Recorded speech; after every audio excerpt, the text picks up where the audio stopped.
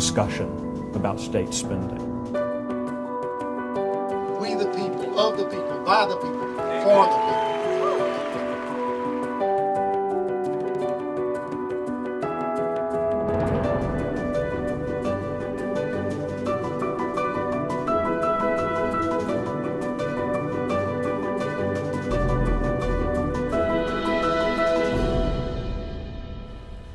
Welcome to the Texas Legislative Update. Today we have a special guest, Michael Quinn Sullivan, and Michael is a fellow that keeps the heat on us in Austin to make sure that the money is spent wisely. And Michael, we appreciate your being with us today. Thank you, Mr. Christian. Nice to be with you.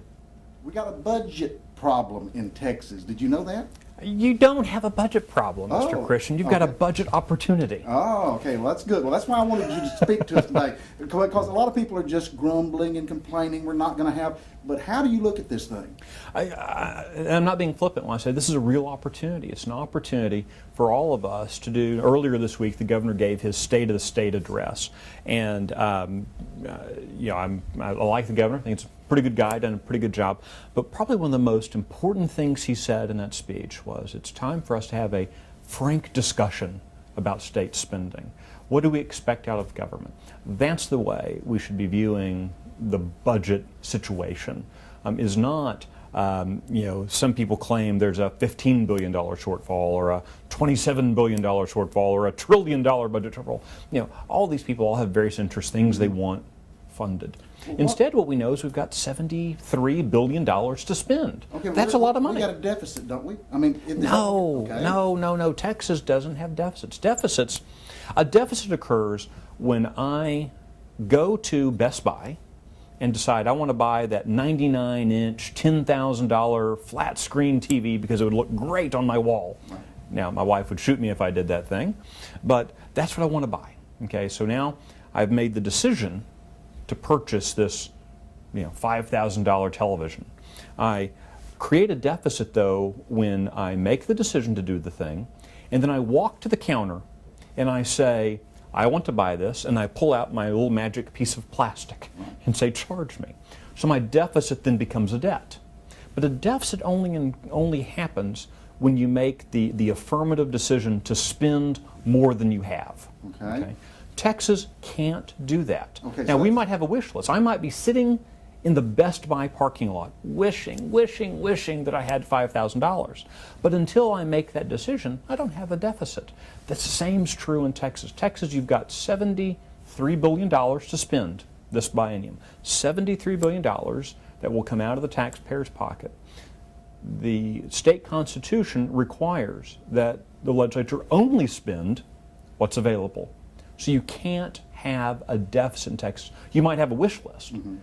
I really would like that big 99-inch flat screen television. I think it would look lovely hanging on the side of my house. Okay, Michael, you do the research on this year-round, every year. What are your suggestions? If you had your magic wish, where are some places that we as legislators should first go to attack this shortage of desired dollars?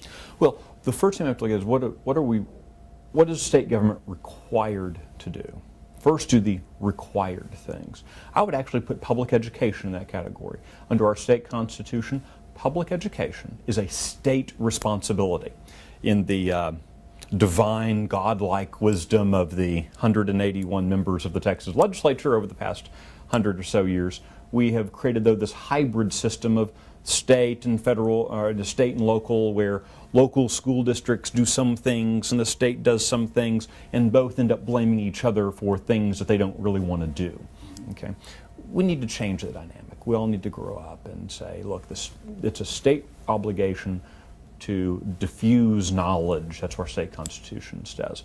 So let's have the state fully fund actual classrooms for science, mathematics, language arts. Fund those things. You're probably looking at $5,000–6,000 per kid, and make those dollars flow from the kid. But let's stop this nonsense of the state paying for level after level, layer after layer of bureaucracy. That's where too much of the state dollar is going. Okay. It's going to fund bureaucracies. Define bureaucracy for me. What do you mean out there in the real world? what is bureaucracy in Center Texas? Bureaucracy in Center Texas is anything, I would suggest to you, anything that doesn't directly contribute to the education of a child. And when you're looking at public education, that's what a bureaucracy Give me is. some examples. What are- Example of that are deputy superintendents for curriculum. Okay. Examples of that are the mind-numbing layers of assistant principals, the human resource departments that we replicate 1,035 times in our school districts, the purchasing departments. Again, all these kind of things where you can begin cutting those that don't impact the classroom. Okay, we got education to look at. What else is a wash in the state that we can get in and kind of scrub?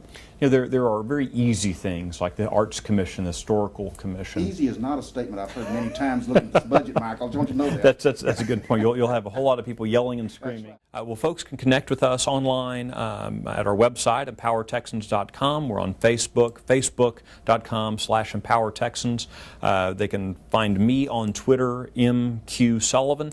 And of course, folks can also find our organizational Twitter feed, Empower Texans, twitter.com/Empower Texans. A lot of ways folks can connect with us. Easiest way to find everything, of course, is at empowertexans.com. Very good. Appreciate Michael Quinn Sullivan for having been here today, and appreciate the work that you do overseeing we legislators and kind of keeping the heat coming, as you mentioned. But thank you for the work you do, Michael, and we thank you for taking time to be with us. Thanks, Wayne. Appreciate it, sir. And hope that you'll join us again in another edition of our program. Thanks for tuning in.